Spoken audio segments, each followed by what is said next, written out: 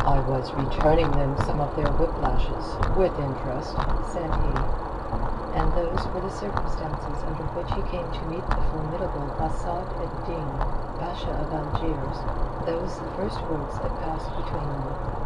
Anon, when aboard Asad's own galley he was being carried to Barbary, he was washed and his head was shaved, all but the forehead, which by the Prophet should lift him up to heaven when his earthly destiny should come to be fulfilled. He made no protest. They washed and fed him and gave him ease, and so that they did these things to him they might do what else they pleased. At last, arrayed in flowing garments that were strange to him, and with a turban wound about his head, he was conducted to the poop, where Asad sat with Yusuf under an awning, and he came to understand that it was in compliance with the orders of Yusuf that he had been treated as if he were a true believer. Yusuf bin Mokhtar was discovered as a person of great consequence, the nephew of Asad ed-Din, and a favorite with that exalted of Allah, the sublime portent himself, a man whose capture by Christians had been a thing profoundly deplored. Accordingly, his delivery from that thraldom was matter for rejoicing. Being delivered, he bethought him of his oar-mate, concerning whom indeed Asad ed-Din manifested the greatest curiosity, for in all this world there was nothing the old corsair loved so much as a fighter, and in all his days, he vowed, never had he seen the equal of that stalwart galley slave, never the like of his performance with that murderous chain. Yusuf had informed him that the man was a fruit ripe for the Prophet's plucking, and that the grace of Allah was upon him, and in spirit already he must be accounted a good Muslim.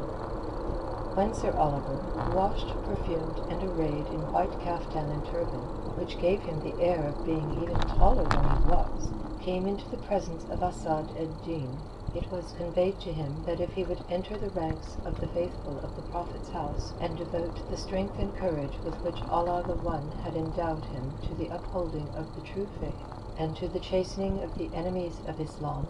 great honor, wealth, and dignity were in store for him.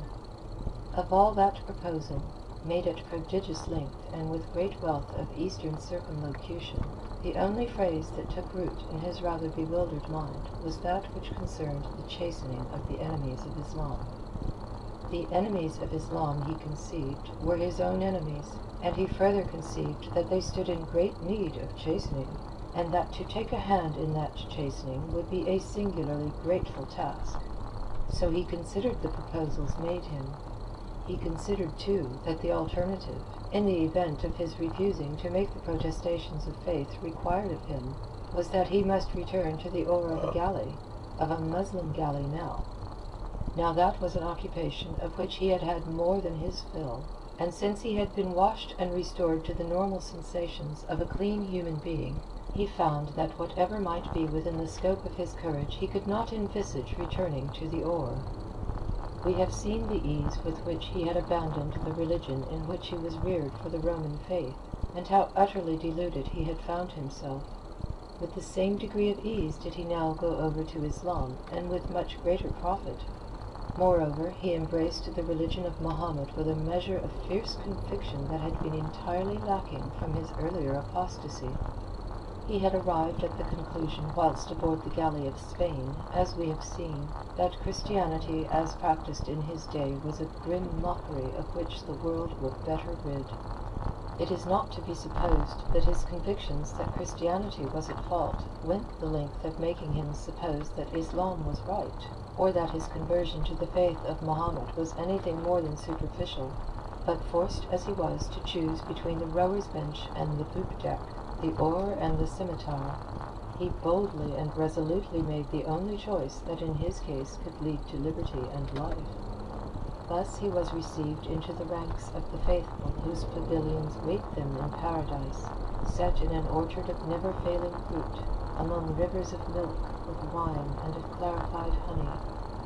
He became the Kayia or lieutenant to Yusuf on the galley of that corsair's command, and seconded him in half a score of engagements, with an ability and a conspicuity that made him swiftly famous throughout the ranks of the Mediterranean rovers.